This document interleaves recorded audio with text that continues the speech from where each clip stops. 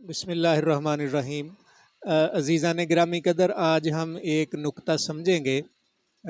دین، اس کا بنیادی مقصد کیا ہے؟ انبیاء علیہ السلام کے تشریف لانے کا کیا مقصد ہے؟ اللہ کی کتابیں نازل کرنے کا کیا مقصد ہے؟ وہ کیا بنیادی کام ہے جس کے گرد سارے مراسم عبودیت اور ساری جد و جہد گھومتی ہے، اور وہ ایک کام کرنا مقصود ہے؟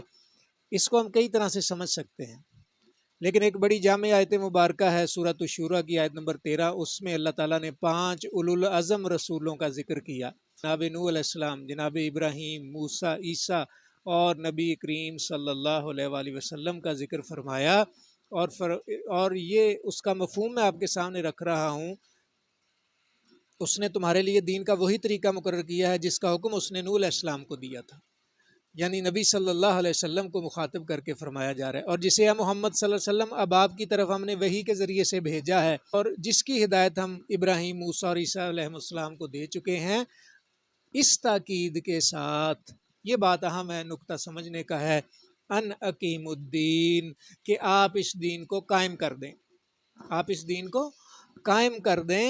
ولا تتفرقوا فیہ، اور اس میں تفرقے کا شکار نہ ہونا، اس میں متفرق نہ ہونا، اس میں گروہ بندی کا شکار نہ ہونا۔ آیت مبارکہ کا یہی حصہ ہم ڈسکس کریں گے۔ 2 پوائنٹ ہمارے سامنے آئے ہیں عزیزان گرامی قدر، ایک ہے اقیم الدین، دین کو قائم کرنا، اور دوسرا ہے ولا تتفرقوا فیہ، اس دین کو قائم کرنے میں تم تفرقے کا شکار نہ ہو جانا۔ تو یہ بہت اہم پوائنٹس ہیں، دونوں بہت اہم نقطے ہیں۔ اقامت کا کیا معنی ہے، قائم کرنے کا کیا معنی ہے؟ جب آپ یہ لفظ بولتے ہیں کسی مادی چیز کے لیے تو اس کا مطلب ہے کسی چیز کو کھڑا کر دینا، بانس کو، دیوار کو، کسی چیز کو کھڑا کر دینا، اس کے لیے لفظ آپ بولتے ہیں قائم کرنا۔ اور جب آپ کسی مانوی چیز کے لیے بولتے ہیں تو اس کا یہ معنی بنتا ہے کہ کسی چیز کو رواج دینا اور اس کا عملاً نفاذ کرنا۔ مثال کے طور پر آپ کہتے ہیں کہ فلاں بادشاہ نے اپنی حکومت قائم کر لی، تو اس کا کیا مطلب ہوتا ہے کہ اس نے اپنا قانون، اس نے اپنا آئین، اس نے اپنا حکم لوگوں پر لاگو کر دیا، لوگوں نے اس کو قبول کر لیا تو اس کی سلطنت قائم ہوگی، اس کی بادشاہت قائم ہوگی۔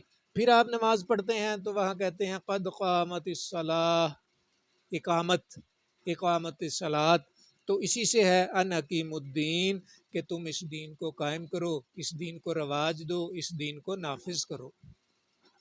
اس نقطے کو اور انداز سے بھی سمجھا جا سکتا ہے کہ نبی صلی اللہ علیہ وسلم کے بارے میں اللہ تعالیٰ نے فرمایا هو الذی ارسل رسولہ بالہدی ودین الحق لیظہرہ علی الدین کلہ ولو کرہ المشرکون، کہ وہی ہے جس نے اپنے رسول کو دین حق اور ہدایت دے کر بھیجا تاکہ وہ اس دین کو، اس نظام کو پورے کے پورے نظام زندگی پر غالب کر دے۔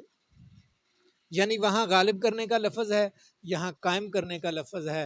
انبیاء علیہ السلام کے آنے کا مقصد، مشن ہے دین کو قائم کرنا اور امت مسلمہ تشکیل دینا۔ ولا تتفرقوا فیہ، فرقے نہیں بنانے، گروہ نہیں بنانے، گروہ در گروہ امت کو تقسیم نہیں کرنا، بلکہ گروہوں میں بٹی ہوئی قوم کو گروہ بندی سے نکال کر، فرقہ بندی سے نکال کر، برادری کی تقسیم سے نکال کر، زبان و مکان کی قید سے نکال کر ایک امت تشکیل دینا ہے، جس کا ایک عقیدہ ہو، جس کا ایک نظریہ ہو، جس کا ایک مشن ہو، جس کا ایک لائف سٹائل ہو، جو ایک اللہ پر یقین رکھتی ہو۔ تو اس میں ہم نے یہ سمجھا ہے کہ انبیاء علیہ السلام کے آنے کا مقصد اور جناب محمد صلی اللہ علیہ وسلم کے آنے کا مقصد جو تھا وہ دین کو قائم کرنا تھا۔ اب یہ ایک نقطہ سمجھنے کے بعد، اب جب آپ دین کا مطالعہ کریں گے، اب جب آپ دین کے عبادات کے نظام کا مطالعہ کریں گے، دین کے اخلاقی نظام کا مطالعہ کریں گے، دین کے معاشی نظام کا مطالعہ کریں گے، دین میں جہاد کی تعلیمات پر آپ پڑھیں گے، اور جنگوں کا اور وہ مقابلے جو کفار کے ساتھ ہوئے، اور کربلا کا آپ مطالعہ کریں گے، تو پھر آپ کو ہر چیز کے پیچھے وہ مقصد نظر آئے گا کہ اصل بات کیا تھی، اصل بات کیا تھی۔ تو اس موضوع کو انشاءاللہ ہم آگے لے کے چلیں گے۔ تو آج اتنا ہی کہ اللہ تعالیٰ نے 5 اولو الانبیاء کا ذکر کر کے تمام انبیاء اور رسولوں کا یہ مقصد اور مشن بتایا ہے کہ تم نے دین کو قائم کرنا ہے، ولا تتفرقوا فیہ، اور اس دین کو قائم کرنے میں تم نے تفرقے کا شکار نہیں ہونا۔ بہت شکریہ جی، السلام۔